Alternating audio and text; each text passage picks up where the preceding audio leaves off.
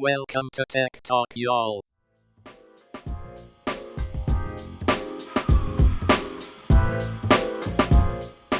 Hello, and welcome to Tech Talk, y'all, episode 336. I'm Sanjay Parekh. And I'm Adam Walker, and good grief, we have a stack of links to go through today. Just stacks upon stacks. So many links to go through. And it kind of starts off sad. Like, if I'm being honest, the first three articles are like, wah, wah, wah. So we're going to do those first. So that, we don't depress you. We get the sad out of the way. Yeah. Let's get the sad out of the way. What's the first one? Yeah. Let's start. ICQ, one of the oldest instant messengers, is shutting down. Okay, let's do a vote right here. Who still knew ICQ existed and was still a thing? I did not know. I just assumed it went away in the early 2000s. Like that's. I mean, I had an ICQ account. Yeah. Back in the day. Yeah, for sure. But not recently. Not the last time. And I probably missed some DMs or something on there. The last time I checked, it was probably 2002? Yeah. 2003? Yeah. I feel like that thing's been gone a long time. It's been a while. The same thing for this second article. Foursquare just laid off 105 employees. I read that headline and then I went, wait, Foursquare's still around? And I went, wait, they have more than 105 employees? How do they have more than 105 employees? I don't know. How is that possible? I went to the site. I was like, is this still a thing? And the site, they're like something else now. Kind of. It's a location, but it's not like the old app that you and I remember. Yeah. Which, by the way, I never used Foursquare. I might have used it once or twice. I used it. I tried to be mayor of a couple places. I never could win. I never won. It was fun to try, but the only thing that I ever tried to be the quote unquote mayor of was LinkedIn when it started. I was for a while there in the early days, the person in Atlanta with the most connections. Okay. Nice. But because you could search based on city and then rank based on connections. And I was at the top. It was a little bit of competition between me and my co-founder at my startup back in those days. Okay. But yeah, I never did the Foursquare mayor thing. I tried it. It didn't give you anything, right? No, you just got bragging rights. Look, I'm the mayor of Arby's. Get out of my way. That's where I'm the mayor. You can tell a lot about a person about where they're the mayor of. I say that anyways right now, except the only problem is it's my office is the only place. You're the mayor of your office? Yeah, pretty much. Okay. Yeah. Got it. Nobody else really comes in here. So that's someplace that nobody else is going to go into either is Spotify's car thing. Spotify offers car thing refunds as it faces lawsuits over bricking the streaming device. And then also Spotify won't open source car thing, but starts refund process. But by the way, not really a refund process. No. Only if you call in and complain about it, then is it a refund process. I tried. I tried. I saw the articles. I was like, oh, good. I've bought 3 of these things. I can get some refunds. I didn't realize you had 3 of these. I use it daily for one of them. And it's a great little device. And I'm like, okay, so I can get a refund. Okay, cool. And I click on the link to get a refund and there's nowhere to log in. And I can't even get logged in to support. Spotify's user experience is increasingly problematic from my perspective. I can't even log in to support to ask for a refund. It's that bad right now. I don't basic fundamentals of user experience when you have an app like this aren't working properly. It's in that, and that's been true on regular Spotify for me. That's been true with the podcast side. It's been, across the board, it's a problem. So here's the thing. I did not tag this article, but I did read it. Here's probably the reason why. The article I read talked about, first of all, Spotify's increasing their prices. Oh, yeah, so I saw that. Yep. Family plans going from $14.99 to $16.99. No, I thought it was $16.99 to $19.99 is what it said. I thought. Maybe it's that. Whatever it is. Okay. It's $2 or $3 more a month. Yeah. But their churn, they were talking about their churn is on Netflix level. And I thought Netflix churn was higher than that, but they were talking about how the churn is 3%. So when your churn is 3% annually, it's basically you got to be dumb to not make money in this kind of business, right? It's just going to keep going up at that point. So when the money just keeps flowing in, there's not really a good motivation to be I need to improve my user interface. Well, I need to improve, that's true. stuff like this. Like they can just kill off things and be like, you're still going to keep paying us money. So whatever. Yeah, that's true. And that's exactly what I'll say, is. like, it's a very sticky service. Like it would take a lot to get me to go to one of the other competitors right now. Like it would really be difficult for me. But which competitor would you go to even? Like which one's an option that you'd be like, okay, this is a good Apple Music is pretty comparable to Spotify. So that'd be an easy one to switch over to. Aside from that, there's not really a lot of options. I mean, I think Amazon has some option, maybe ish, not really. I don't think I would try it. So. And part of the problem is that the algorithms and everything else that they've got, and this is, I think this is one of the challenges, right, of these, is that these companies get to the point where they have so much data that then their recommendation engine, all that stuff gets so good, that it's so hard to switch to anybody else. That's right. This is like some of the things that we're seeing with AI and all these other things, so that then does the hurdle become so high that you don't really get innovation anymore because it's so hard to compete. Maybe. That's a whole different other tangent, but along the AI lines. Yeah. So iPhone users may get AI generated emoji and more app customization than ever with iOS 18. I don't know why I would need AI generated emoji. Like I was going to ask the same thing. Like, have you been sitting on your phone lately and been like, man, if I could just AI generate an emoji right now, that would be perfect. I've been sitting on my phone lately thinking, do I ever even use emoji? Like that's really more the thought for me. I probably should be better about using emoji. I think it does a good job of communicating additional things in context. Yeah. But no, I've never really thought I need AI in this. It's like the weirdest AI implementation I think I can think of at the moment. So here's a question for you, kind of off tangent, but related emojis. That has come up recently in our family. Do you use the winky face emoji ever? Yeah, sometimes. Yeah. Okay. Apparently that's inappropriate according to some people, those some people being younger people. But they say a thumbs up is inappropriate and an ellipsis is inappropriate. And like, that's the problem. Like you can't look, I'm Gen X. I've been doing semicolon dash a close paren for a long time. That's what I'm saying. Yeah. I still do it sometimes. Yeah. If I'm in a text editor and I can't figure out how to get the emoji in, man, I'm semicolon dash all the time. Close parenting that thing. All the time. Yeah. All the time. And it's like, I don't find it inappropriate. Like, but now it's in my head. Sometimes I'll think about it like, I don't worry about it so much because like I follow a lot of TikTokers that are Gen X. And they make fun of this trend and then they give a thumbs up at the end of the video anyway. Like, because Gen X is kind of like, there's the whole Gen X mantra is like, I don't care what you think, I'm going to do what I want to do. Right. And so yeah, I think, I mean, come on. Like I mean, I get there are certain emojis that do have very clear connotations. Right. And I do not use those. But a wink, come on, like that's so innocuous. So, yeah. Anyway, but now moving on to something that is appropriate and is fantastic, and I'm a huge fan of because it was one of my tech recs before. Framework, the laptop maker, now lets you upgrade its laptop 13 with a drop-in 120 hertz screen, a better webcam, and a Core Ultra chip.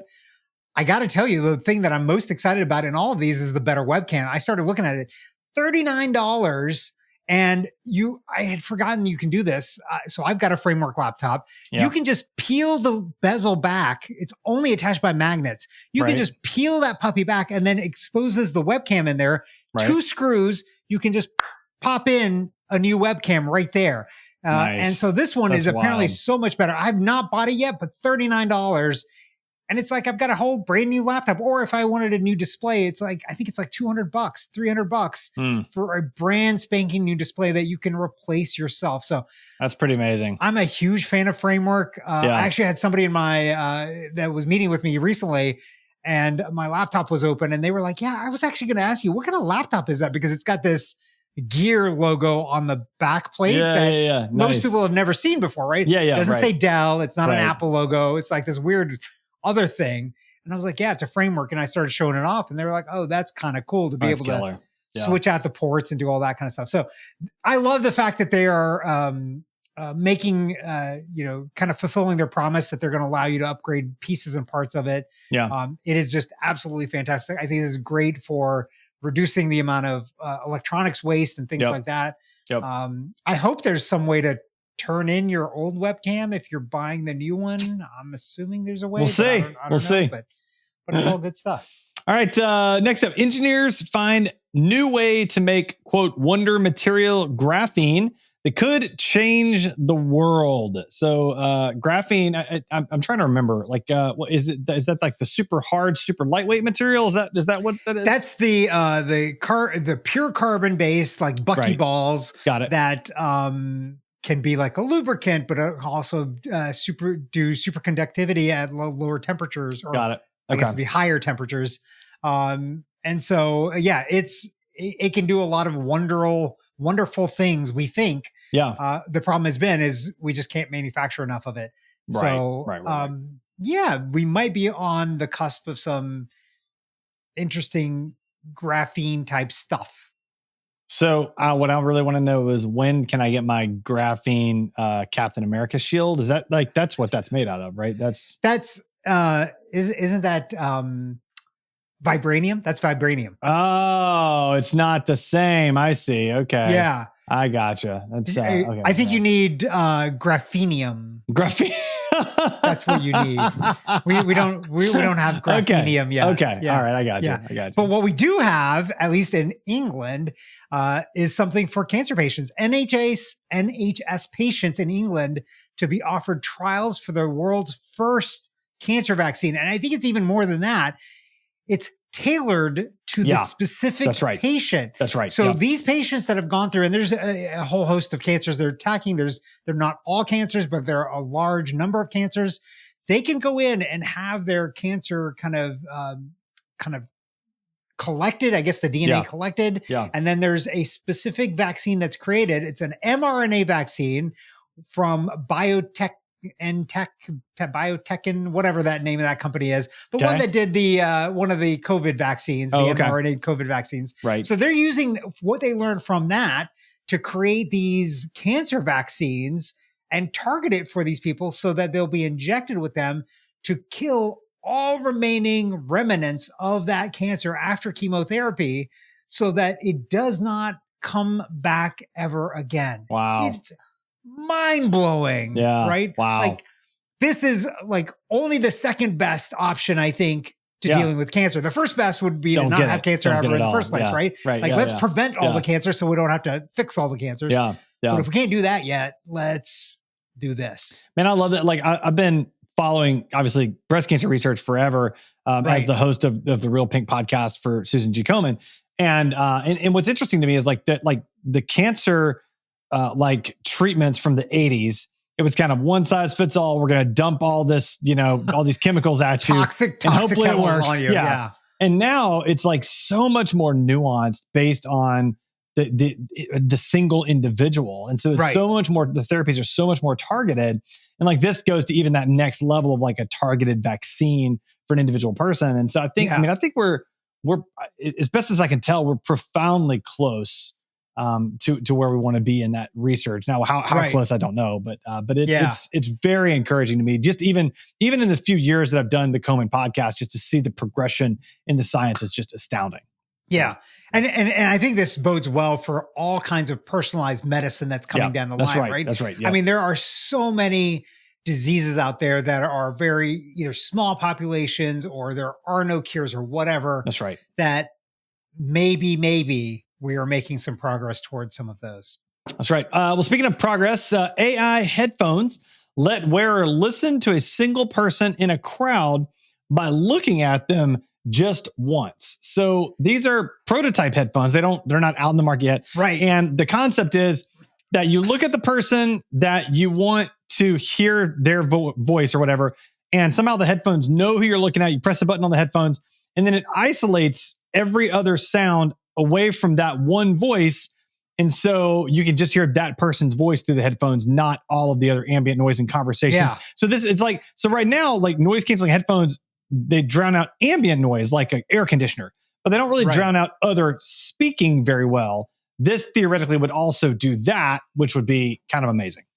Yeah, it's just incredible, honestly. Like, there are probably so many different applications of this that that you can imagine that, man, it's just So many. Really, really quite neat. Oh yeah. And now and if they could do them in like an AirPod, that'd be even better. Right. You know, because I'll tell you, man, and this has been a problem for me probably for the last 4 years or so, but if I'm in a crowded, loud space, even yelling, I cannot have a conversation. Like I cannot hear the other person. Yep.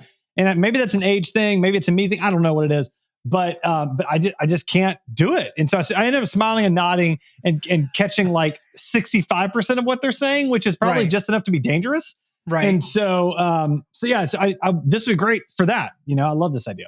Yeah, honestly, I hadn't even thought about that application of like when we go to parties, cocktail parties, things like that. Yeah. To be able to like just tune it. And then it would probably help everybody because then you no longer have to speak louder. Yeah, that's right. To have the person hear you. You could speak in a normal, voice, and the electronics would then just, filter that out and amplify it or whatever. Yeah. So that you could hear that one person. Yeah. That's right. On another front of technology, the IRS is opening their free online tax filing program to all states. Intuit has a hissy fit at the same time. Of course. Yeah. It's interesting. I was reading this article and I'm going to pop it open because there was something in there that I was like, okay, I kind of see the point a little bit. They said something about the, I forgot what it was. So the IRS, like this is a legit point. The IRS, in theory, is not motivated to help you reduce your tax burden to the most level possible. Oh, fair. Right? Yeah, that's true. Because they're the ones collecting it at the other end, right? Yeah, that's right. Yeah. But the other side of it is too, but they're also funded by us as taxpayers. Also and true. We also elect the people that run them. So if you're doing wrong, then you're going to get smacked at some point, right? Like we should elect the right people that smack you and be like, no, you need to do better for our own citizens, which also, by the way, are also you. Right. The IRS agents are also impacted, but even though they are the IRS, they also have to file their taxes. Yeah. So I felt like that was a little bit complainy of like, oh, you're about to destroy our business. Right. Right. Yeah. But also, most of I talk to people in other countries and they're like, yeah, we don't understand your guys' tax filing things because we get a postcard that tells us this is how much we paid and this is how much we owe. And usually it's zero because they already know. Yep. And it's only if you've done something weird that you ever owe anything or get anything back. Yep. And they're like, it's kind of a non-event. So much easier. So much easier. Just sign the thing and send it back in. Yeah. I don't know. Why we have computers for this stuff. I don't understand. And I understand you want to keep your job, but you also, why would you not want to spend your time on better problems? Yeah. Well, right. They want to spend time on problems that make money, not better problems. That's the problem. Better problems make money too. And they help advance society. Don't let the computers. Yeah. Speaking of better problems, right? Mach 10 breakthrough. GE's new hypersonic jet engine could transform air travel. So my question is, what's the realistic time frame of a passenger jet ever going Mach 10? Is that that feels like a real long distance away? So it depends on who you ask. Okay. If it's Elon Musk, it's next week. Of course. If it's anybody else, it's probably, 15 years off, 20 years off. I don't know. That seems generous. I was thinking 25. 25?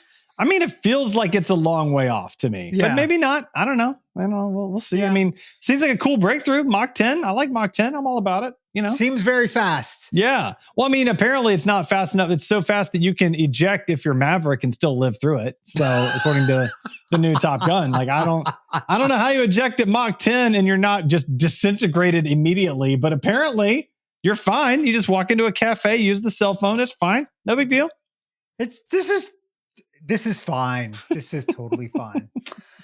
Speaking of, by the way, Elon Musk and his ridiculousness, Musk's $6 billion AI startup follows OpenAI's game plan. Who are the morons giving him all of this money? I don't understand, man. I don't understand. Did you not see what he did at Twitter? I don't understand. I don't know. But then again, people are still giving, and we're going to talk about him here in a minute. Adam Newman from WeWork, they're giving him money. Giving him money. Yeah. People keep giving people money that Well, I mean, look, there's so many companies that are so overvalued. Like it's just shocking. Like we post YouTube videos of Tech Talk Y'all. We got a little bit of hate comments for some of those that were making fun of overvaluation, by the way. And they're like, you're just saying it's a bad company because you don't agree with the person. I'm like, no, I'm saying it's a bad company because it's a bad company. And there's lots of bad companies. And this is the point. There are lots of bad companies.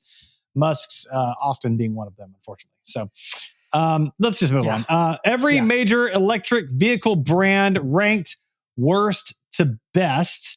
What shocked me about this particular post, I mean, this isn't so much news. This is more like opinion, blog post. That's fine. Yeah. But what shocked me is that I think Hyundai was number 1 in this list. And I was like, wait. Kia was number 1. And I was like, wait, what? Like, I didn't even realize that they had an electric. I get Nissan being ranked, I think, number 2 with the Leaf. They've been doing this forever. But Kia? Like, I didn't. Yeah. Do they have electric vehicles? I didn't know. So, well, number 3 was like I've seen these vehicles and they look sharp. Lucid Motors, yeah. I've seen them out in the wild, but Rivian's not on there. What's up with that? I think Rivian's a great vehicle. Why is Rivian not on there? Like that doesn't make any sense to me at all. Oh no, they're on there. Number 9. Oh, are they? Oh, okay. Sorry about that. I'm sorry, Rivian. My favorite Volvo is at a lowly 11. Listen, I do have a buddy that just bought a Ford F-150 Lightning, and I haven't gotten to check it out yet. I'm really looking forward to it. But he is like, apparently it's got like serious range, like 350-mile range or something crazy. Wow. So I'm looking forward to checking it out. I've seen those on the street, and I got to say they look good. And it looks like they perform really, really well. Like you see them coming out of stoplights. Yeah, and I mean they.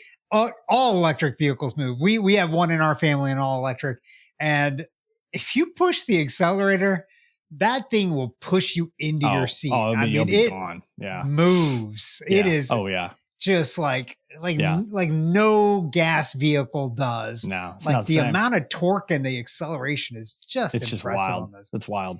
Something else that is unfortunately not impressive, but somebody's still going to keep doing. Yeah. Ohio man plans to take a 2-person submersible to Titanic depths to show the industry is safe after the Ocean Gate tragedy. Okay. I mean, I don't get it. Like, you got money. Like, why do you want to show the industry? Why do you care? Like, why does it even matter at this point? Like, other people can do it. Like, why?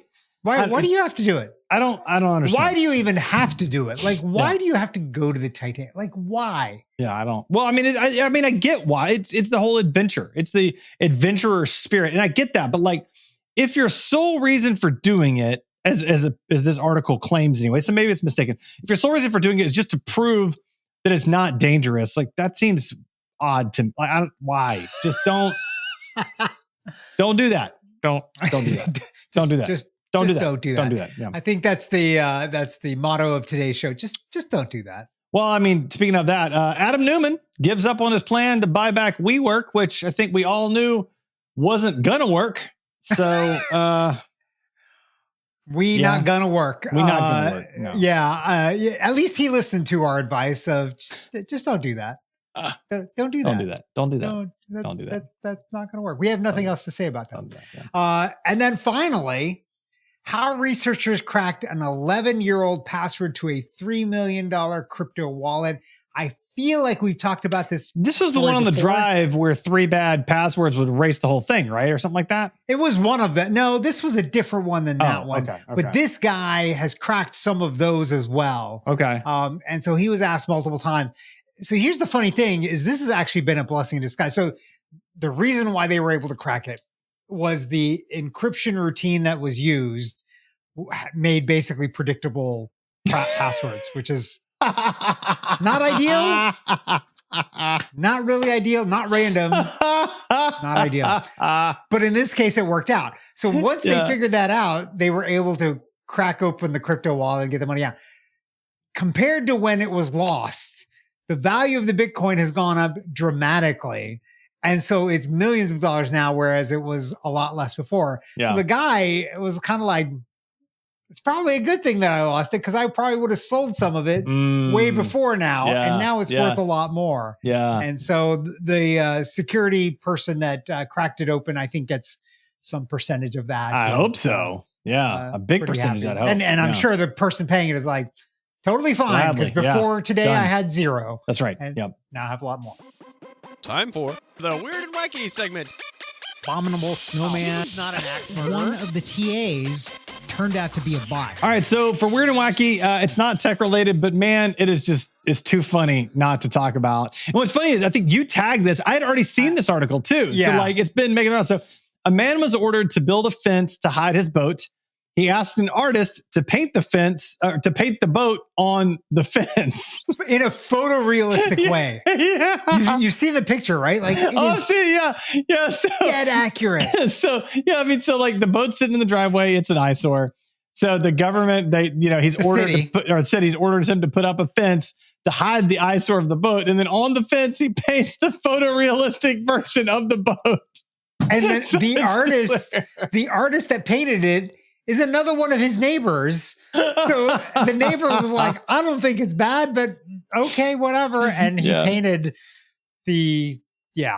So Yeah. it's fantastic. It's honestly. so good. It's so good. I never would have thought of that either. Like, No, that is definitely next level trolling that is way beyond me. I wouldn't have thought of it. But somebody in the city government was kind of like, yeah, he followed he followed the asked rules. of him, There's nothing else we can do. good for him for painting that. And When you're trolling involves the level of art that it takes to do that, like that is like the highest level trolling. Like I can't imagine anything better. That's amazing. I am now sitting around thinking like, what can I paint? What can I get an artist to paint? Yeah, that will then be like, well, it's just a wall. It's just a wall. Yeah. Tech wreck, time to get your tech wreck. Tech wreck. Chicky. Tech wreck. Time to get your tech wreck. All right, Sanjay, it's Tech Wreck time. What do you have for us this week? So listeners probably have realized I've been gone for a couple of weeks. And the reason why is we were traveling internationally.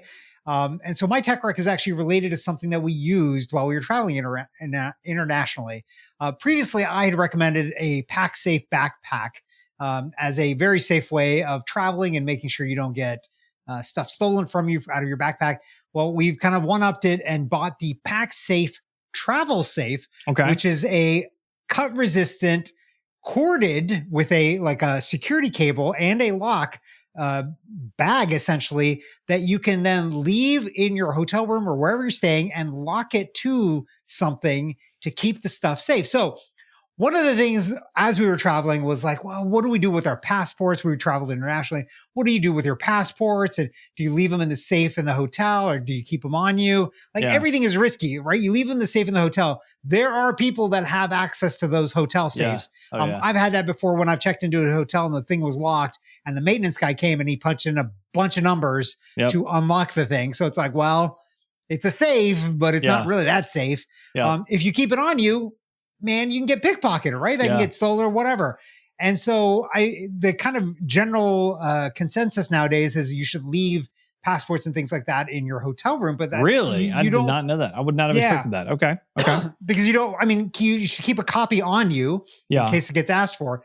But how do you keep it safe? So we bought 2 different sizes of these travel safes, right? And I got to tell you, they work wonderfully. The material itself is thick as all get out. I haven't tried to cut it, but you could just tell this thing is not going to cut open very easily. Right. And it's got this security cable that wraps around the top and you kind of pull it through and then kind of latch it into place. Right. So you can't open the top of this thing if there's a lock that's locked on there. And then you just loop it around something. We would always loop it around our bags, and we actually carry another security cable. So we'd loop our bags around the furniture. So everything is tied to everything else. So the house maintenance was like, what is up with these people? Like, is this like foreign espionage? Like, what is happening right now? So you know what's funny is I'm well known as the security-minded individual on this podcast. Yeah, that's true. Yeah. But that pretty much filters through my whole family. I was talking with one of our kids and we were walking by somebody's room in the hotel.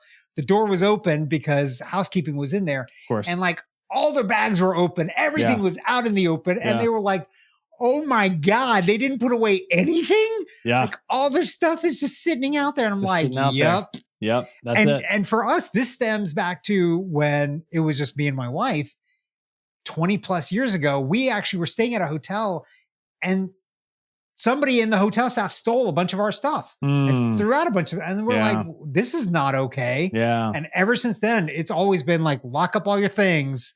If housekeeping's coming through, whatever. Yeah. So everything gets locked up. I haven't. So I'm like, I think you could have one-upped your security. And like, if you'd really thought about it, and what you could have done is you could have used like the travel safe thing and then duct taped it to your body, right? And so then like you're like double protected, you know, it's not going anywhere. So Double secret probation right there. Yeah. I'm just saying. The problem is I have maybe just a little bit too much chest hair that duct tape on that would have like been painful if I feel like it would have been worth it for security purposes. I think you can make that sacrifice for security, Sanjay. I feel like so I'm going to be I'm going to be Steve Carell on that movie. What was it? 40-year-old virgin. Yeah, you know, it was a real scene too. I know. That he really had his hair ripped off. Yeah, he really did. You appreciate that scene even more after you realize that it was real. It was totally real. Yeah. And he stayed in character. Yeah. And he said all of those things in character. It's so impressive. Oh my gosh. Yeah. That's right. Okay, Adam, what about you? What do you have that we can duct tape to ourselves? I'm going to recommend, it's called the Bark phone, BARK phone. I forget the website, Bark or whatever. But it's a phone for kids. And we got it for one of my kids. He was kind of reaching that age, wanted a phone. We didn't really want him to have like the full like smartphone access. And so basically with this phone, like you can literally turn off and on absolutely everything. Like we can control if the phone camera works or not from our app. We can control how long is on. We can control what apps he's on. We can put on like location monitoring and know what location he's at. Like it even monitors like text messages with various people. I mean, he can only text people that are approved contacts. And then it also monitors text messages with people and to let us know, is he getting bullied or are they using inappropriate language? And we get alerts to let us know, oh, he's getting bullied or he's using inappropriate language or whatever else. So it's pretty great so far. Like he's enjoying it. We got some little games on it. He's able to call us and text us and check in. And so he's getting sort of more autonomy, but it's a very, very controlled and safe environment.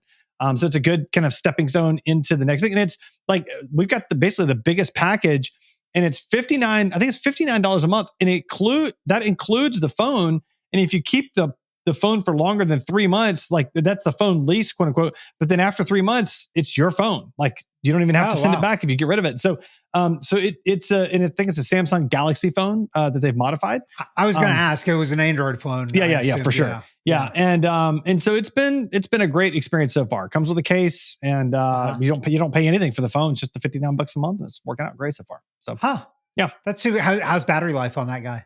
Seems to be pretty good so far. Yeah, like great battery life. It's a big phone too. It's actually bigger than my iPhone. I was like, what in the world? Like, this is pretty cool. So there you go. But he loves it so far. It's been great. It's amazing how cheap tech gets over time, right? Like wild, man. You buy something and then a year later you're like, wait, that's so much better and it costs less than what I paid for this thing. That's it. Every time. You got me again. You got me again. All right, Sanjay, how can our listeners find and connect with you?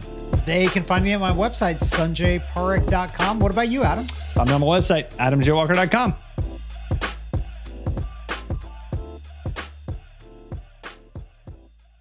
Dun, dun, dun.